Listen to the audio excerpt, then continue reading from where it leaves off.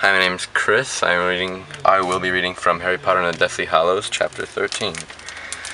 Harry looked back at the dozen pamphlet makers. Though they were intent upon their work, he could hardly suppose that they would not notice if the door of an empty office opened in front of them.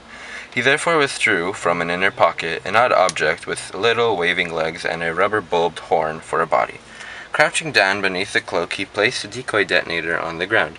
It scuttled away at once to the legs of the witches and wizards in front of him.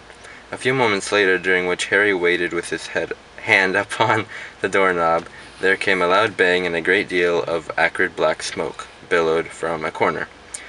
The young witch in the front row shrieked.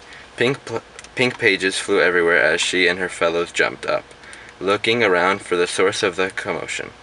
Harry turned the doorknob, stepped into Umbridge's office, and closed the door behind him. He felt he had stepped back in time. The room was exactly like Umbridge's office at Hogwarts.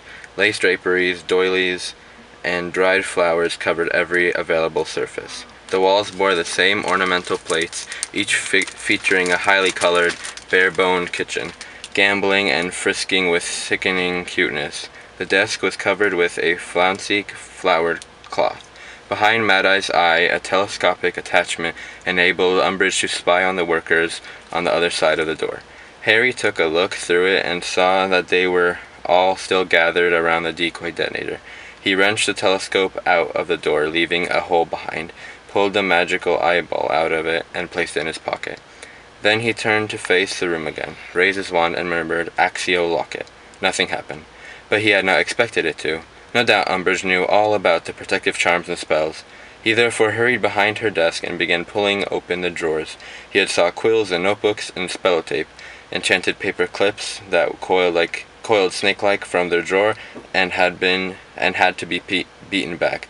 A fussy little lace box full of spare hair bows and clips, but no sign of the locket. There was a filing cabinet behind the desk. Harry set to searching it. Like Filch's filing cabinets at Hogwarts, it was full of folders, each labeled with the name. It was not until Harry reached the bottommost drawer that he saw something to distract him from his search. Mr. Weasley's file. He pulled it out and opened it.